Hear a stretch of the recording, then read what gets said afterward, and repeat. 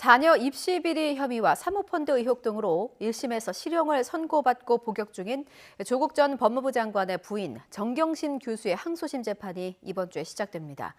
1심에서는 정 교수가 전면 부인했던 자녀 입시 비리 혐의가 모두 유죄로 인정됐는데요. 항소심에서는 어떤 판단을 내릴지 관심입니다. 임성호 기자가 보도합니다.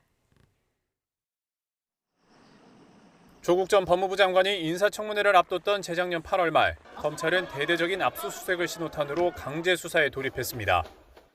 인사청문회를 앞두고 검찰 수사가 개시되어서 좀 당황스럽습니다. 조 전 장관 인사청문회 당일 밤늦게 딸의 동양대 표창장을 위조한 혐의로 부인 정경심 교수가 전격 기소됐고, 검찰은 이후 딸의 인턴 증명서 위조와 사모펀드 불법 투자 혐의 등 모두 14개 혐의로 정 교수를 추가로 기소했습니다. 1년 넘는 재판 과정에서 정 교수는 혐의를 전면 부인했지만 1심 재판부는 징역 4년을 선고하고 법정 구속했습니다.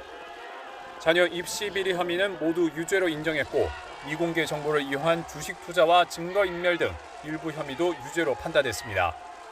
그러면서 정 교수가 재판 내내 반성하지 않았고 도리어 진실을 말하는 사람들에게 고통을 주었다고 질타했습니다.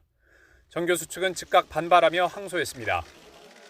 법정에서 진실을 밝히려고 했던 그 노력들이 오히려 피고인에게 그 형량에 아주 불리한 사유로 언급이 되면서 마치 괘씸죄 같은 게 적용되는 거 아닌가라는.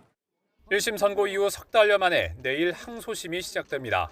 첫 공판 준비 기일엔 피고인 출석 의무가 없어서 정 교수는 직접 법정에 나오진 않을 전망입니다. 다만 항소심에서도 반성하는 모습으로 감형받으려 하기보다는 1심과 마찬가지로 혐의를 전면 부인할 거란 관측이 지배적입니다.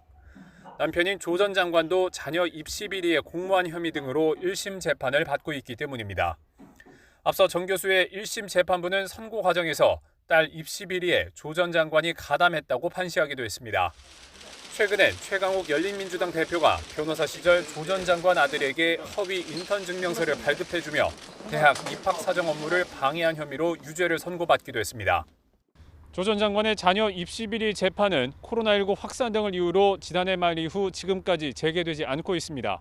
이미 다른 재판에선 조 전 장관의 공모 혐의가 여러 차례 언급된 가운데 정 교수의 항소심 재판에선 어떤 판단이 내려질지 주목됩니다. YTN 임성호입니다.